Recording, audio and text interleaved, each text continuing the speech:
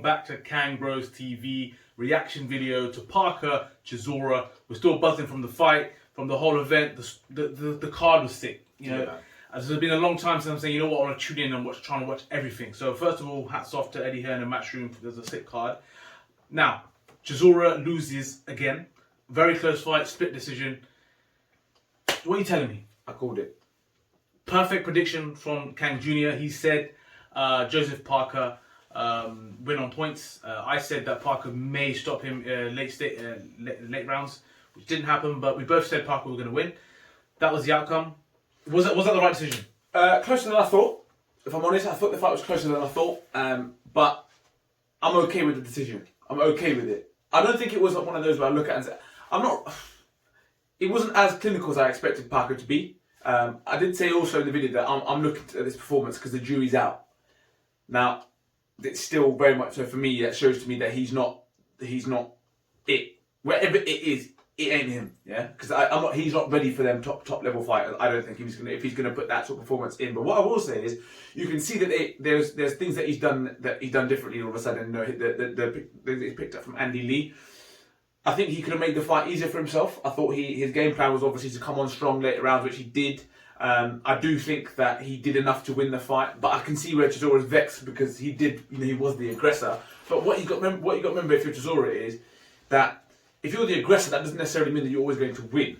Now, the other thing I'd say is he's gone, what people in boxing don't like me. Well, stop being a knob then. That would be my two bits. Oh, I don't know why I get these decisions. Can I answer that one? It's because you're being a knob, mate. Look, everyone knows how I feel about Chisora, and I'm sick and tired. I'm sick and tired of people defending this guy, saying he's going to do this, he's going to bring this, he's going to take you into dark waters, all this kind of stuff. Every time Chisora has got to this level or where he has to turn up, he's flopped. Now, he thinks that he's saying that people don't like him and all this kind of stuff. It just shows you're not good enough. Every time can't be the case that people don't like you.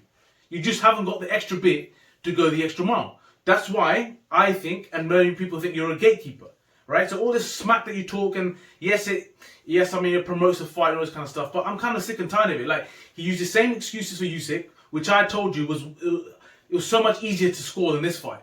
Yeah, Usyk absolutely schooled Chisora, and this fight as well. There was no surprise here. You can't look at this fight and say there was any shocks here. Every fan who knows boxing knew Chisora was going to come early doors, bring everything, and throughout the fight he's going to keep coming towards you. You knew that Parker was going to take it late, hence our predictions of points and late stoppage maybe to Parker.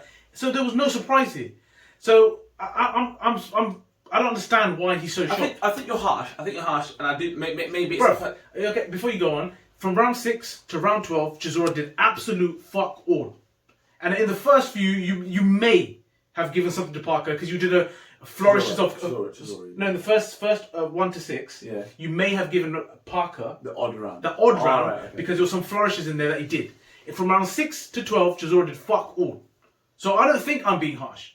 So I don't understand where Andy Lee's saying I don't know, but obviously he's in the fight, so it's different to view. So for me, it was the right decision. Chisora, it's just sour grapes, bro. Again. Yeah, like I said, I'm not disappointed. Well, I'm not sat here thinking travesty with the result, but I do sit here and say, if it had gone the other way, you could probably go, all right, cool. So I'm a little bit different to you on that side of things, but what I will say is, from a Chisora's perspective, you're 37, you've been in the game for a long time, it almost has to be a punch-perfect fight for you to get decisions, I think. And I've made it clear, he thinks, oh, people don't like me, whatever. Well, like I said, I've got my opinions on that too. But did he do enough to turn around that you could look at that and say, well, that's a travesty? No. Did he do enough to say that it was an entertaining fight? Yes. I think Parker did the better work for me personally, and I think the decision is justified. But But then I think you said it to me after watching it. He said they're talking about rematch, but that's because there's nothing else available for them. The situation in the boxing world is that Usyk isn't going to take that fight anymore. He's got his thing set up with Joyce and then Joshua, Fury, their stuff's rumbling on as it is. Andy Ruiz is kind of, you know, no one really wants that smoke really. Deontay Wilder, what you doing? We don't know. Dillian White beating both of them, so what's in it for him to fight them again? So it's a bit of a okay, let's do the rematch and let's do it on the Joshua undercard because people will watch it and it'll be a good tear up. So and the money's probably right as well. And the money, I'm sure that this is a box office event, so I'm sure they did make good numbers off of it. So it's unfortunate really because you could look at it and say, well, rematch is probably the only real thing because there isn't much else out there as far as I'm concerned. So as I said, I'd love to hear your thoughts. There's a lot of people that the people that are from APAC region have got a lot of things to say about Parker. They think he's the guy. Really? Is he going to mix it up? He come up short against Dillian White. He came up short against AJ. Is he going to beat Fury? Hell no. Hell no. No. So what is it? What is it that they believe? Is he got enough to beat Usyk? Is he a better slicker boxer than Usyk? He's bigger. He's heavier than him, yes, and he's a bigger dude. But has he got enough boxing IQ to beat someone like a Usyk? I don't know. I think he'll struggle with Joyce. I think he'll struggle with Joyce. I genuinely believe he'll struggle with Joyce. Thing is, I'm glad you brought this topic up because, like I said, I've got nothing against Parker. The way he carries himself as a professional boxer, absolute dom. You love the guy. You want to be his friend. I'm not even exaggerating. I'd love to sit. I'd love to have a beer with him and just chat. 100%. Because he seems like such a nice guy. And I want him to do the best he can in boxing because he just seems like a great guy. Yeah. When he's here in the UK, whatever, love the guy. But I love the fact that you mentioned that point because the predictions that some of these Donnies were making, the New Zealanders and that, the Kiwis, they're coming out and saying knockout win for Joseph Parker in round 3. He was on the floor within the first 10 seconds. Then they're saying he's going to unify the belts. What are you smoking? Like, come on. What belts? I'm not lying. If mans want to see the DMs, they want to see the messages I got, and people who watch the video, they know who you are. Get real. Because you got your goggles on, and you're desperately wanting this dude. Like, it's like us, some Asian boxer comes in the scene, and we want him to do so well desperately. Look, just be real. Yeah, and this is what we said. This was a really good challenge for Parker, and he showed some nice skills and this stuff. But it shouldn't have been this close if he really wanted to go forward. And I said this in the prediction. The jury's out, so I want to see something. I want to see something. I don't believe I've seen it enough, as far as I'm concerned. The only thing I think you're being slightly harsh is that he's gone 12 rounds with Chisora, but so did Dillian White. Yeah, but Dillian White also put me to sleep. Yes, but that was a rematch. So if you want to do a rematch, let's see how he deals with him the second time round. Well, let's see. So that's why I think you're being slightly harsh there because people have gone with Chisora all the way, 12 rounds and all this kind of stuff. Tyson Fury went 12 rounds with him and he didn't win a round. So that's what I expect. If you want to be known as the guy, then that's what I expect. That's what I'm saying. Also, Dillian White's also beat Parker. Yes, I know he also got put down by Parker, but he also absolutely clapped Parker as well. Yeah. And Dillian White's not known to be the slickest of boxers. He's a bit of a brute as well. If you want to be known as this slick boxer, I'm sorry, but I will compare you to the slickest boxers, the slickest of the boxers out there, which is Fury. And Fury did what he did with Chisora. Chisora didn't land the glove on him. So as far as I'm concerned, I don't see enough from this guy to say that he's going to unify anything. I don't think he's going to win any world titles unless he's right place, right time. If Joseph Parker is going to fight Anthony Joshua, well, it'd be the way I see it, it'd be Tyson Fury. I think Tyson Fury will unify the division. I don't see him. I don't even see Fury breaking a sweat against this guy. That's my personal opinion. I agree with you. But the thing is, like you said, sometimes it's right place, right time. So even if there was to be a surprise outcome, or Fury doesn't have the belts anymore, and it opens up where you're fighting, like you said, an AJ, something else can happen. Yeah, so you could end up there. But if you're looking at what there's out there at the moment and you're comparing them against the best, and he is falling short there. But as I said, he's still 29. The age is definitely on his side. On his side, yeah. And I said he will get better with Lee. And he will get better with Lee. And as I said, there was some signs that he showed. First of all, look, you can't question his chin. The guy's chin, I've said it from day one. The guy's got a solid chin. The knockout at the beginning, the knockdown, sorry. I think it was a punch to the back of the head. I'm the same as you. Now, for me, that's the one thing I will say is if Derek Chisora thinks he's been so hard done by, watch that fight back and the amount of times he punched in the back of the head and led with the head. As far as I'm concerned, you're very lucky to have as many points as you did have because you should have been deducted a point, at least 1 point, which would have made it 10-8, which makes it a no-brainer. And also, I think the knockdown was at the back of the head. Personal opinion, that's my personal opinion. I'd love to hear what people's thoughts are. And again, let's go with the decision. Are you happy with it? The performance, is it enough to show you that there's something about him? I'd love to hear people's thoughts on this one. So get out some of the comments about that one. But we also wanted to just go through the rest of the card, that from what we've seen and what we saw, what we're looking forward to. Just quickly, yeah. Yeah, real quickly. big up Katie Taylor, but big up Jonas as well, because she was at it. I thought she was going to get battered. I'll be honest, I thought she was going to get beat, but she held it down. Yeah, I think she was very selective with her punching, and I think Katie Taylor gave Jonas a lot of respect in this fight because it was a very different kind of approach to the fight. They fought before, so you can tell that there was that level of respect was there. I do think Katie Taylor was rightfully the right result. But fair play to Jonas, and she deserves a shot at different belts or whatever, because I thought she held it down. I do think Katie Taylor is starting to look tired. I think she takes on a lot when it comes to these fights, so it'll be interesting to see what comes for her next. Chris Eubank Jr. The silence, bro. Listen, Morrison, respect.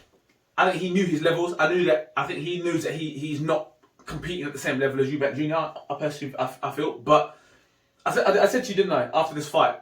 I said, what you should do is, as soon as the bell goes, you should grab the mic, say, quick, let me talk to you lot. I know you lot won't give me the decision. I know you lot won't give me any respect on my name because of who he is. But he ain't all that.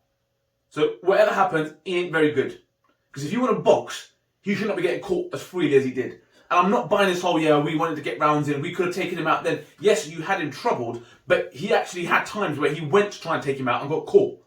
So he's not the boxer that he wants to be or thinks he is. I'm sorry. Listen, I'm sorry. Eubank Jr., if you put him up against Billy Joe Saunders, you get schooled again for 12 rounds. You want to go in there with Canelo, you're getting schooled. You want to go with Triple G? You cave your face in. He will cave your face in. 100. I'm sorry. Eubank Jr., you're an IBO champion for a reason. That's the way I see it. Mate, everything you said is, I think, is spot on. I'm sorry. If people disagree with us, let us know. But that was a shower of shit. Like, this whole thing about you want to get rounds, I get that. But then you'd finish the fighting style. Your face wouldn't look like that if you were in control of that fight. You would finish with a flurry, you have a big flurry, or you would say, right, okay, I'm going to give this rounds from rounds, because I'm so comfortable in this fight, like he wants us to believe, in rounds 10 to 12, I'm going to take this guy out. Yeah, exactly. That's what I'm saying. And then Morrison's jab was brilliant. Landed every time. First punch of the fight. Blaps in your face. But he said just boom, he was at. And which one of y'all hit me? He was doing that for the whole fight. So I don't know. I'm not buying it. I'm not buying it at the moment. And he's been out of the scene for a long time. Come back, and that wasn't convincing. The arrogance of the guy. It's like, listen, I understand you're confident, whatever. I don't mind. Listen, you've done all the hard work. I get it. You're rigged. You're looking in good shape. Yeah, I get all that. But come on, just performance-wise, enlighten me. Do you know what I mean? Yeah. As a boxing fan. Listen, I'm not in the ring, so I get all that. I take all that. Yeah. But what I'm saying is, as a fan, I'm watching that thinking to myself, you should not be calling out Triple G. You should not be calling out Triple G. I'm sorry. Because if you want to fight that against Triple G, you want to stand there and you want to take them shots, some heavy-handed shots. I am sorry, my friend, but you are not elite enough to take that guy out. So just don't take that smoke on. They mentioned Kell Brook at the end of the fight. You want Kell Brook to go up weight classes to go and fight him. That's what they're saying. Come to be a middleweight to fight him. Kell Brook got his face caved in at middleweight. I don't think you're going to be seeing Kell Brook in that. But even if you do, I still think Kell Brook will give him a lot more problems from a boxing perspective, because he's a lot slicker as a boxer. But you say sometimes timing, like that, maybe the timing may be right to fight Kell Brook. I don't know. But if you're fighting Kell Brook in your prime, the skill level is it's not even existent. Also, Hatton. Now, listen, I know he's a young buck making his way, yeah, but he should not be on that card, and he should not be fighting at that point on the card. I'm sorry. That irritated us to another level. I'm pretty sure other fans said, nothing against Hatton and his family, blah, blah, blah, do your thing. But you've got one fight in your card, and the other guy fight 4 times, lost 4 times. Not interested. Like, you're there because you're your man. And it's unfair on people that are out there actually trying to make their way in the sport, who are doing bigger things. Just because your name's Hatton, you get yourself on that part of the bill. I don't know, man. I'm sorry. And like you said, the timing of it was shocking. You're sat down, you're comfy, if you're watching it, you're thinking, what is this? Do you know what I mean? Anyway, that is what it is. Best of luck. Bivol, tight fight. I wasn't as blown away as I wanted to be, but then again, he's got the ring rust and whatever. I thought his opponent gave a good account of himself. I want to see more. I've heard a lot of good things. I've seen things like that fight, and I thought to myself, yes, he's a good boxer. You can tell he's a good boxer. He's at that stage now where you can either make those big fights, money fights against Canelo, or move weights and all that kind of stuff, or unify your weight class in light heavy. So he's at the, I think it was 18 or 19 wins now. Yeah, It's a crucial point of his career. Yeah. Crucial point of his career. He's got a glowing background. I understand all that, but like I said today, I was hoping that it was going to be one of those performances you think, boy, yes, my guy. Yeah. I didn't get that personally. That was my personal take on it. So I might be wrong. Other people might see it differently. I'm not a big fan. If I get you want to get rounds, I get all that. I understand you want to take rounds, but I also expect you to be a bit more dominant and a bit more, impress me more whilst you're getting your rounds, and that's what I believe. But well, that is the Kang Bros reaction, quick snippet of all the fights that we watched today. Let us know, your take on what we've said in the comments. If you agree with us, if you're being harsh, let us know, because I made it very clear how I feel about it. I'm kind of sick and tired of this whole Chisora saga. Chisora. Do you know what I mean? And Sky Sports and some of these pundits just blowing smoke up his ass. I think he genuinely believes it. That's the worst thing. Like, I know you're going to be mixing with these dudes, but some of these pundits for me are not being real. They're feeding him bullshit, and I think he's believing it. And that's how I feel. My brother said he feels I'm being slightly harsh. Let us know your take on it. And then I think Andrew Ruiz is fighting tonight later on. Yeah, so we'll see how he gets on. But yeah, drop the comments. There's a lot of points we discussed out. We're really keen to hear what people's thoughts are. Thanks for tuning in. Make sure that you drop your comments. Make sure you like, subscribe, share it if you like what you see. And we look forward to interacting with you guys, and we look forward to seeing you on the next one.